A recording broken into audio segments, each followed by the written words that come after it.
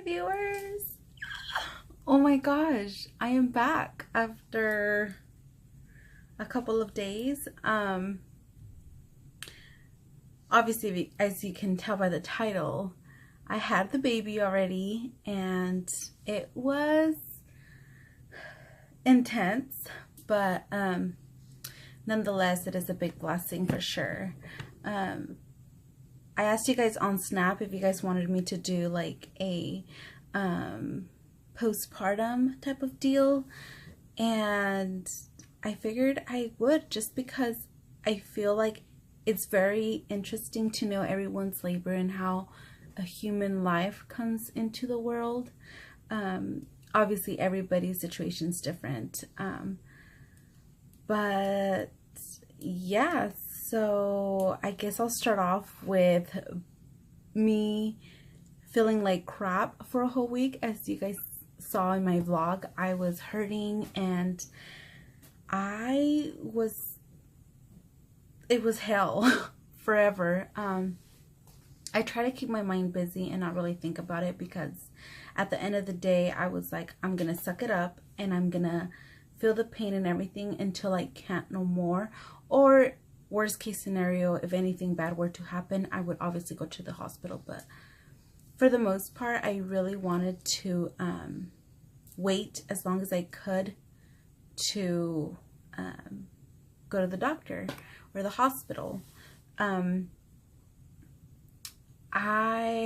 It was July 30th, 2018, obviously, and the night prior to that day, or that morning, I had been hurting a lot, and I was kind of wiggling myself out of bed, and I just couldn't sleep because of the pain. Like, okay, this is like unbearable. Not unbearable, but it was just like, I'm not feeling good. I was already getting very nauseous.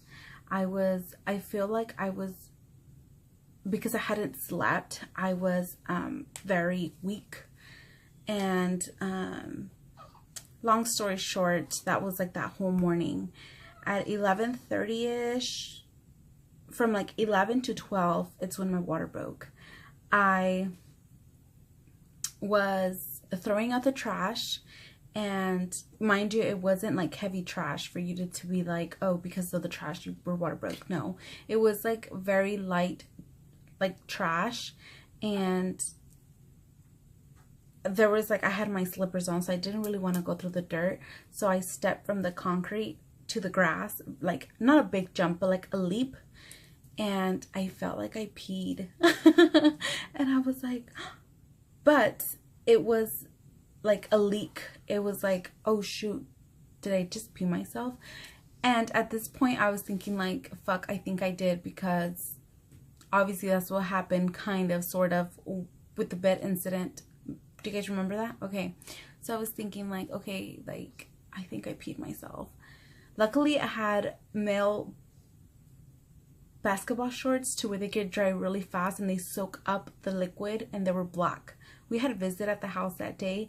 I was like, holy fuck, how am I gonna go inside with what, like, shorts, you know, especially if I peed myself? Because mind you, with Aiden, when my water broke, I was already in the hospital bed, and I can feel and hear my water break. It legit went like, and I was like soaked. Seriously, it felt like my radiator. Like, it was intense. And with this one, I was like, oh my gosh, like I peed, and it wasn't a lot. It was just like a leak, and I was like, oh great, like now I have to go shower. So I went to the shower, and you know, I was feeling contractions, and I was just trying to like get it together, and I was like wiggling myself. I feel like I have a really high pain tolerance, so I think that's why I was able to go through a whole week with pain. And even that day I was just like, no, I'm good, like that's just in my head, like I'm gonna get this and I'm gonna let this day go by, like it's just in like any other day for the last week, right? And so I got out the shower and I was drying myself, then I get a contraction and I start leaking again, and I'm like, okay, Like, what the fuck, sis? Like, am I pissing myself every time I have a contraction? I was just really confused. I was like, okay, did my water just break? At this point, I'm already thinking like, yep, it was my water, because when I went the first time, they told me if you keep on leaking, then that's a sign it was your water that broke. If you haven't leaked since the time, then it was probably discharge, or you emptied your bladder without wanting to empty your bladder, basically peeing yourself. So yeah, so at this point I was thinking like, it was my water that broke. So Chummy was at work, and like I said, we had a visit from out of state. So I was just like, fuck, like, what am I gonna do? Because mind you, I had always told Chummy, like, it's fine, I can drive myself to the hospital, worst case scenario, if I'm in labor and you're not here. Like, I can drive myself. Like, I feel like I have a good pain tolerance to do it. But because my water broke, every time I would walk or even have a contraction, I would leak. I went through 3 pads in 1 hour. Like, and the always pads, the ultra thin ones, the ones that soak everything up.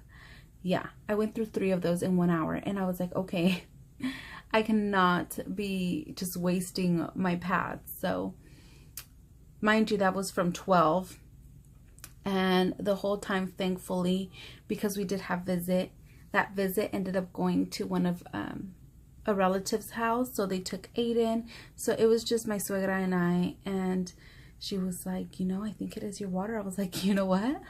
I think it is. Like, and I told Chummy, you know what? It's fine when your water breaks. You still have a couple of hours, so don't sweat it. Like, go do your thing. Go to work till like 4, and then we can go after that, or you can drop me off.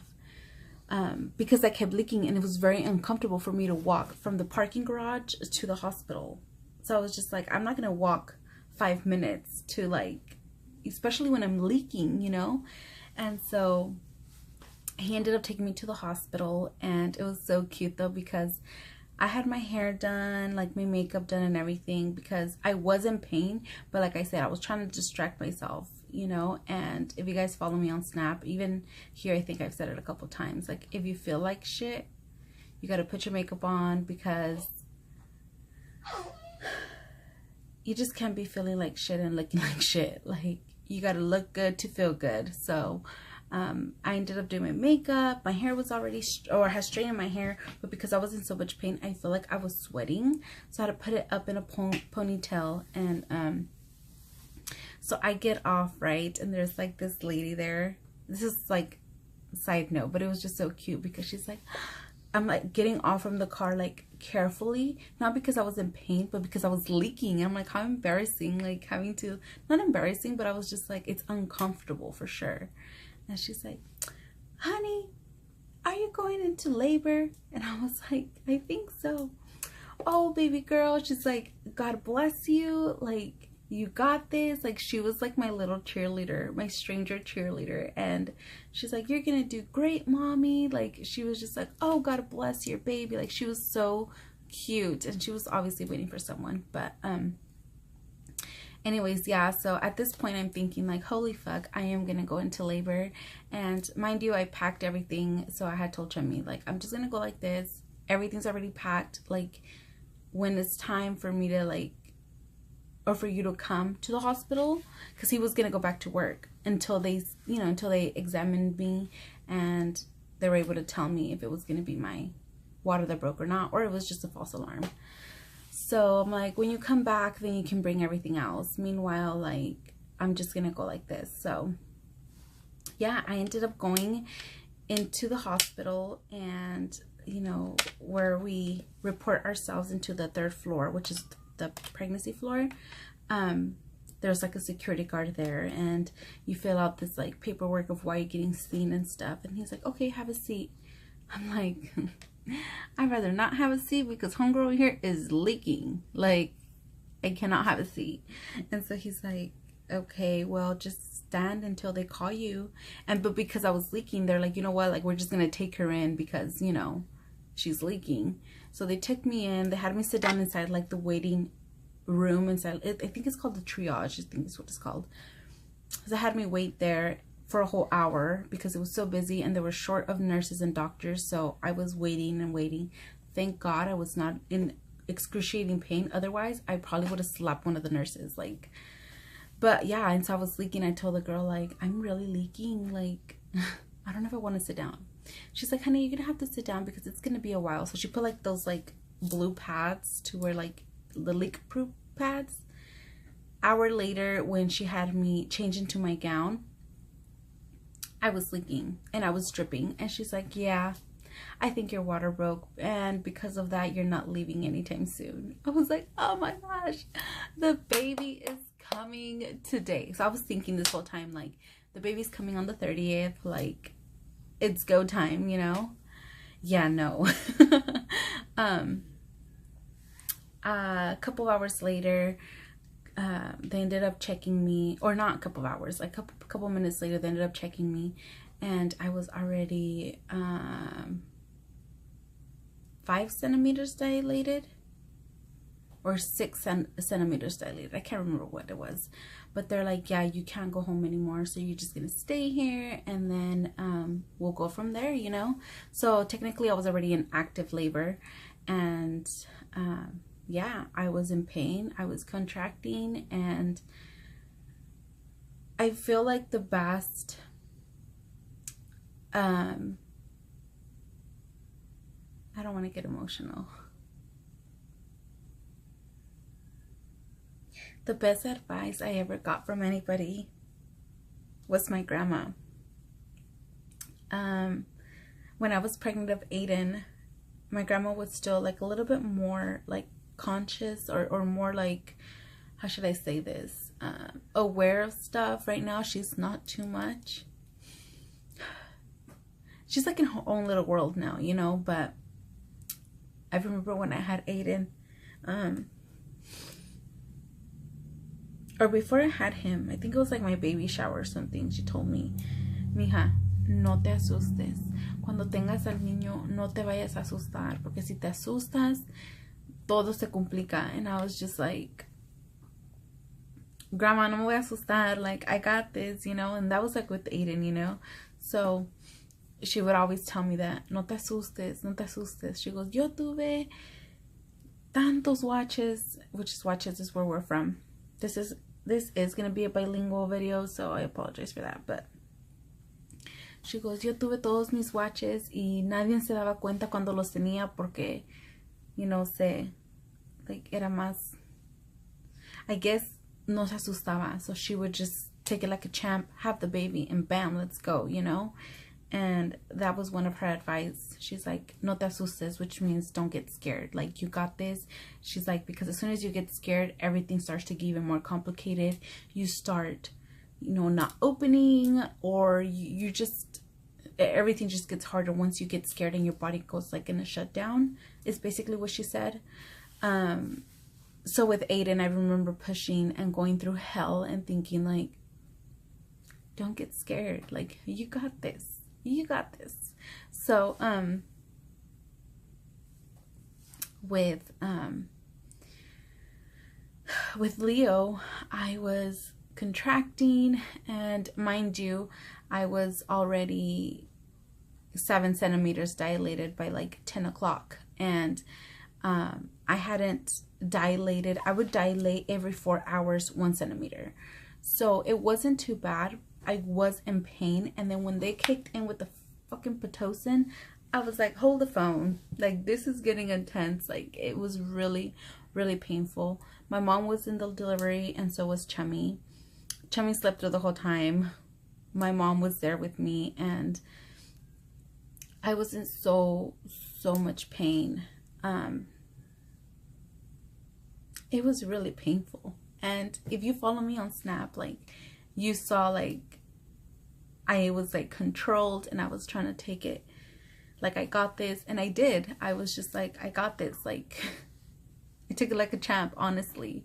But only I knew my pain, and I kid you not, this pain is unbearable. Like, they tell you to breathe, but you can't breathe. Like, it's just so much pain. And so yeah, it was already 2 in the morning and I was at 8 centimeters. And, you know, the nurse had a talk with me and she said, you know, honey, like, you're opening 1 centimeter every 4 hours or every 3 hours. You are contracting. Your pain is there. She's like, but your water broke 16 hours ago or 14 hours ago at this time. So she's like, are you sure you don't want the epidural? Because honestly, I felt like I'm like, I can go without the epidural. Like, I got this, you know? But she's like, you know what? Like, you run the risk of your baby. You and your baby run the risk, a higher risk, because your water already broke so long ago, to where we don't want it to go past, I don't remember if she said 16 hours or 18 hours. After that, it's kind of like you're gonna get a C-section, or you better push this baby out like now, because I guess that's just already like a long period of time. So I was just like, I don't want to get the epidural. Like, I really didn't, because I felt like I got it, because I was going through pain and everything, and I was just like, I got this. I'm 8 already, like 2 more and I'm done, you know? But she did say, you know, like, you're dilating, by the time you dilate to 10, it should already be 6 hours. That pushes you to 22 hours of your water breaking. She's like, I don't know if we can, or not 22 hours, 19 hours of my water breaking. I don't know, do the math. It was already 16 and 8, 4, like 20 hours since my water had broke. And so I was just like, oh, okay. I was like, okay, give me 30 minutes. I'll come back to me in 30 minutes. She's like, okay. So she leaves, and then she comes back 15 minutes later, and she's like, okay, what do you think? And I'm like, you know what? Like, okay, that's fine. Like, call the anesthesiologist. I'll get the epidural, you know? And she's like, okay, perfect. He's in this floor, so he should be in any minute now. Literally, I feel like this guy was like out at the door just waiting, because he went in like in 1 minute or 2. I had told her yes, because I was thinking, like, by the time he comes, I've heard they take forever. So I'm like, by the time he comes, like, I'm probably dilated more, and it'll like motivate me to, like, you know, like, go for it without the epidural. But no, homeboy was like right out the door. So thankfully though, I did end up getting the epidural, because I guess there was another girl there who was, her and I were about the same time of dilation or whatever. So I was there first, and then it was her. Well, I guess the anesthesiologist ran out of epidural, so he had to go back and get more epidurals. And the nurse had to break the news to the other girl, like, okay, it's gonna be like another half hour to 45 minutes of a wait until the anesthesiologist goes and gets more, because I guess it's a process to like get epidurals, you know. And so I was just like, holy fuck, like, thank God I was the last one to get it, because my labor, I kid you not, went by so fast after that. So I was already at 8 centimeters, like at 3:10, 3:15, I was already, no, they gave me the epidural at 3 in the morning, 3:05 probably, I don't know. And then I was at 8 centimeters. They gave me the epidural. Mind you, I was still feeling the pain again, just like with Aiden. I felt everything on my left, nothing on my right. He said it was normal because it happens. I thought I probably had issues with my back because Aiden, the same thing happened with Aiden. So apparently you're not supposed to feel anything for 15 minutes, right? After 15 minutes, you start feeling the numbness, or actually you feel the numbness first, but you start not feeling anything after 15 minutes. So mind you, I can still feel my contractions, and I was just like I was literally holding myself into the bed already. I was like, oh, like trying to breathe it out, and I was like still in pain. And my nurse ends up leaving, right? And then the doctor comes in, and she's like, and I'm like this, like, you know, and she's like, honey, do you feel like you need a push? It was already like 3:20 at this time. And I was like, you know what? I think so. Like, I think I'm ready because I'm hurting and I just feel pressure. Like, I think I'm ready to push. And she's like, okay, let me check you real quick. She checks me at 320 something, and I'm at 9.5 centimeters. And that had already been like 15 minutes after they gave me the epidural. And she's like, oh, let me go get your nurse. Once I get your nurse, then I'm gonna come back and then we can start pushing. I was like, okay. So by the time she went to go call the nurse, the doctor texts me again, and baby's already like there. Like, she's like, oh no honey, like, okay, we can't wait for your nurse. She goes, we gotta push right now. And I was like, okay.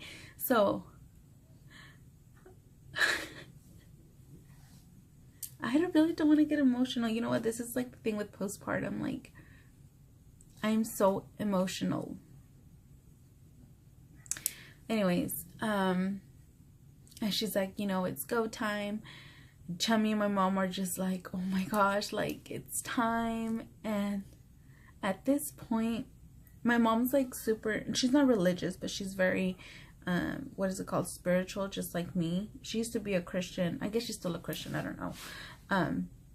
But at this point, my mom's like already praying, like, God, please let everything go smooth, protect my daughter, like, and she's praying out loud. And I start crying because of everything.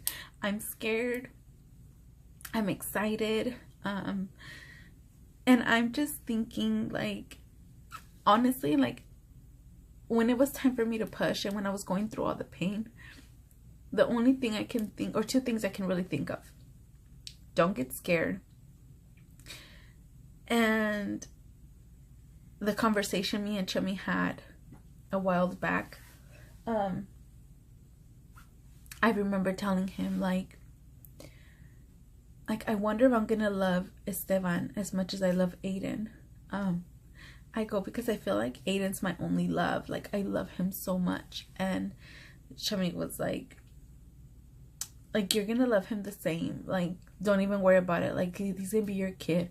And I'm like, low key, like, I don't feel like I can. Like, I'm still gonna love him, but I don't feel like I can love him, like, you know? That's how I felt. And when I was pushing, or not when I was pushing, but when it was time for me to have the baby, I was just thinking, like, this baby, how should I say this? Like, you go through so much pain and you go through all kinds of emotions at the time of having the baby, to where you're thinking, like, I'm gonna love this kid with all my heart. Like, the pain that you go through makes you love this kid so much. And at this point, I was thinking, like, I want everything to go good, because I was scared for him, because he was already at 18 hours of my water breaking. And I was thinking, like, what if he's not okay? Like, at this point, I just wanted to push him out and hear him cry. Like, that's all I cared for. So when it was go time, I started crying, and my mom was just like, everything's gonna be okay. But I'm just thinking, like, I fucking love this kid. I'm like, I love this kid so much. And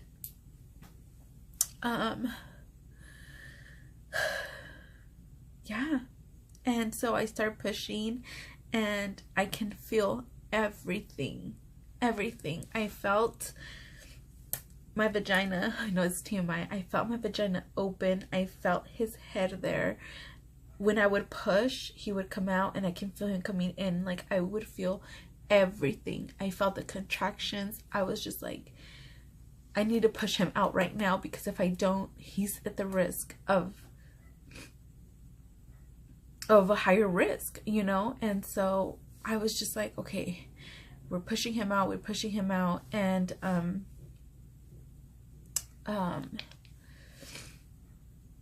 yeah, 10 minutes later, I only pushed 7 times. The nurse told me, she was like, honey, you just pushed 7 times. I pushed 7 times, and he was out. And it was funny because I told my mom, oh my gosh, like as soon as you have the baby, all the pain leaves. I kid you not, like everything just goes away. And I think it's just a little bit of everything, of the excitement, of the relief, of the baby not being there and causing the contractions, like everything just stops. And it's like, I'm back to life. Like, I kid you not, like that's how I felt. I felt like I was halfway there, halfway not there, you know? And as soon as I had the baby, it's like I'm back to life. I heard him cry.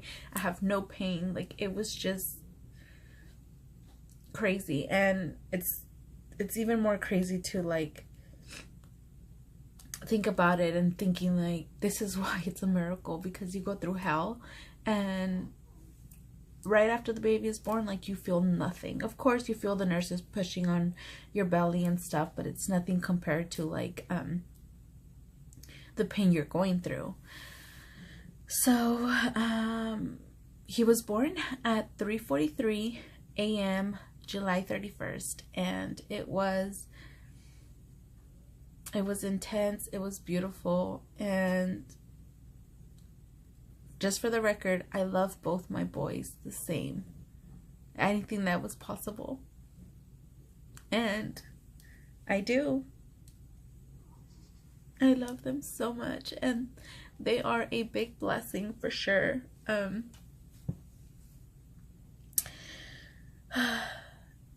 So yeah, that was my story. And yeah, we ended up naming him Esteban Leonel. And that was that. That's how he was born, and that's my story. That's my story, and I'm sticking to it. If you guys want to know more about my postpartum that I'm going through right now, I'm gonna try to vlog everything I'm going through. I've been very emotional, very sentimental. I feel like my pregnancies go good, my labor goes good, and it's the postpartum that kicks my butt. It's intense, and I know I need to go get help for it. I know there's help that they offer, but I have faith that everything will be okay. But yeah, this video was pretty long. I may edit some stuff, I may not. I might just throw it to you guys raw, so you're welcome. But anyways, if you guys want to know postpartum and everything, let me know. I will do it. So yeah, thank you guys so much for watching. I'll see you when I see you, and you guys will see me in the next video. Bye.